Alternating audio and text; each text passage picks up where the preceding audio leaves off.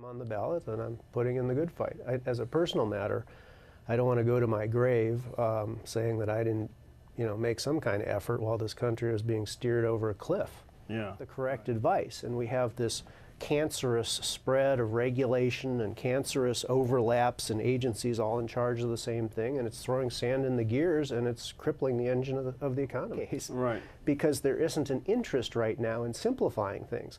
But I'm all about simplifying things because I know that everything is being overregulated into oblivion. Under the rug? Ordinary people are very, very angry about the total collapse of accountability in this country. And it's from the top on down, where you've got this Senator Corzine character who steals $1 billion worth of his client's money and just, sorry, nothing to see here, move along. This is an area where, obviously, anytime you get picked into a fight with the federal government, they drag you into federal court. And so it's kind of like not a fair forum for evaluating federal power. But I do think that there's been a failure on the part of the attorney generals in the past, and indeed upon the legislatures, to have the courage to confront the federal government more. I think it was Frederick Douglass that said that something like power concedes nothing without a struggle. It never has, it never will. And we need to get back power from the federal government over Oregon's own destiny with things like the forest management and so forth and so on. The legislature or the county of Josephine or somebody passes an ordinance that says, look, if you're a large landowner and you're letting all your trees rot and have beetles, or you're letting all this dead wood build up to unsafe levels, we are exercising our fundamental powers as a sovereign state to protect the health and welfare of our citizens from being choked by the smoke that was hanging down here a couple years ago, from having their houses burned down, from having all these beetles come and infest their forests. We're exercising those fundamental police powers to say, you clean it up or we'll do it for you.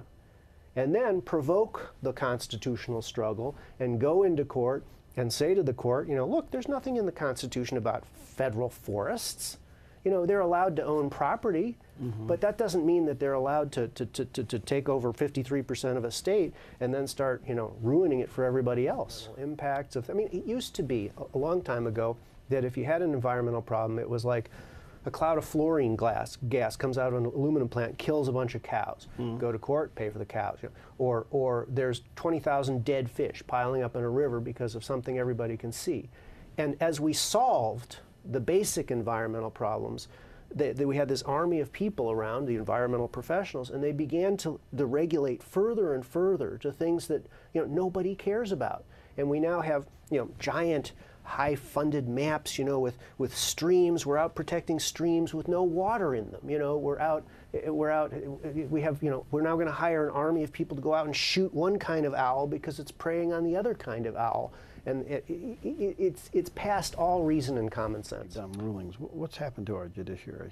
The same thing that's happened to the rest of the government. It's gotten infested with people who are sort of pod people from the planet government. They have been raised in government. They see government as the solution to everything, and they are not connected to reality in a way that ordinary people are.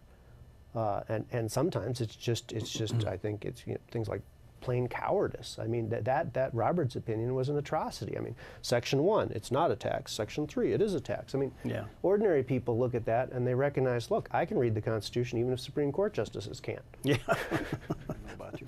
I want them to know that there's a set of virtues in government that are not Democrat or Republican virtues. Things like decentralization, not having 5 different agencies in charge of the thing, things like simplification, things like accountability. These are virtues that all Oregonians should support, Democrat, Republican, whatever party they are, or if they have no party. And those are the virtues I'm trying to promote. Okay. Thank you, James. And again, it's James Buchal, BUCHAL.com, if you want to get more information about his candidacy.